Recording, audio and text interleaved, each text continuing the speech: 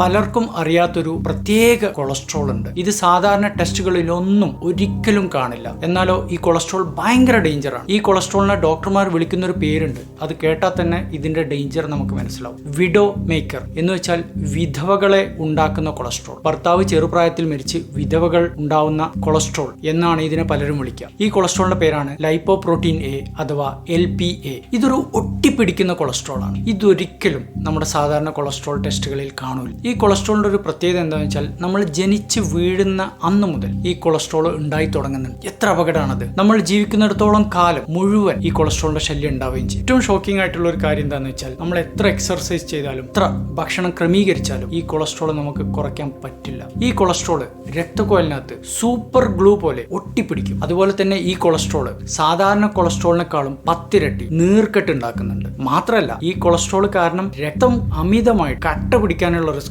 വളരെ കൂടുതലാണ്. അതുകൊണ്ട് തന്നെ LPA കൊളസ്ട്രോൾ ഉള്ള ആളുകൾക്ക് 40 വയസ്സൊക്കെ ആകുമ്പോഴേക്ക് തന്നെ മാരകമായിട്ടുള്ള ഹാർട്ട് അറ്റാക്കുകൾ വരുന്നുണ്ട്, കുഴഞ്ഞു വീണ് മരിക്കുന്നുണ്ട്. ഒരു ആരോഗ്യ പ്രശ്നം ഇല്ലാഞ്ഞിട്ട് പോലും. അവിടെയും തീരുന്നില്ല. ഈ കൊളസ്ട്രോള് രക്തക്കുഴലുകളുടെ ബ്ലോക്ക് മാത്രമല്ല ഉണ്ടാക്കുക, ഇത് ഹൃദയത്തിലെ വാൽവുകളെ ബാധിക്കുന്നുണ്ട്. അതുപോലെ തന്നെ ബ്രെയിനിനകത്ത് ക്ലോട്ട് ഉണ്ടാക്കി പക്ഷാഘാതം ഉണ്ടാക്കുന്നുണ്ട്. സാധാരണ കൊളസ്ട്രോള് നമ്മുടെ ശരീരത്തിൽ ഉണ്ടെങ്കിലും നമുക്കറിയാം അത് അപകടത്തിലേക്ക് പോകണമെങ്കിൽ ഒരുപാട് വർഷങ്ങളെടുക്കും. ഇതങ്ങനെയല്ല. ഇത് വളരെ ഫാസ്റ്റ് ആയിട്ട് തന്നെ നമ്മുടെ ശരീരത്തെ കാർന്നു തിന്നു. ഏറ്റവും സങ്കടകരമായിട്ടുള്ള ഒരു കാര്യം എന്താണെന്ന് വെച്ചാൽ ഇതിന് പ്രത്യേകിച്ച് മരുന്നുകൾ ഇതുവരെ കണ്ടുപിടിച്ചിട്ടില്ല. ചില മരുന്നുകളൊക്കെ ഇപ്പോൾ ട്രയലുകളിലുണ്ട്. വൈകാതെ ഇതിന്റെ ചികിത്സ കണ്ടുപിടിക്കുമെന്ന് നമുക്ക് പ്രതീക്ഷിക്കാം. ഈ കൊളസ്ട്രോൾ വളരെ സാധാരണയായിട്ട് കാണുന്നുണ്ട് കേട്ടോ. അതായത് 5-ൽ ഒരാൾക്ക് വരെ ഈ കൊളസ്ട്രോൾ ഉണ്ടാവാം. പക്ഷെ ഡോക്ടർമാർ ഇത് ടെസ്റ്റ് ചെയ്യിക്കാറില്ല. അതുകൊണ്ട് നമ്മൾ ഇതിനെക്കുറിച്ച് അറിഞ്ഞിരിക്കുക. ഡോക്ടറോട് പറഞ്ഞിട്ട് നമ്മൾ ഈ ടെസ്റ്റ് ചെയ്യാൻ വേണ്ടിയിട്ട് പ്രിസ്ക്രിപ്ഷൻ എഴുതി വാങ്ങിക്കുക. ഒരുപക്ഷെ നമ്മൾ ചെയ്യുന്ന ഏറ്റവും ഇമ്പോർട്ടൻ്റ് ആയിട്ടുള്ള ഒരു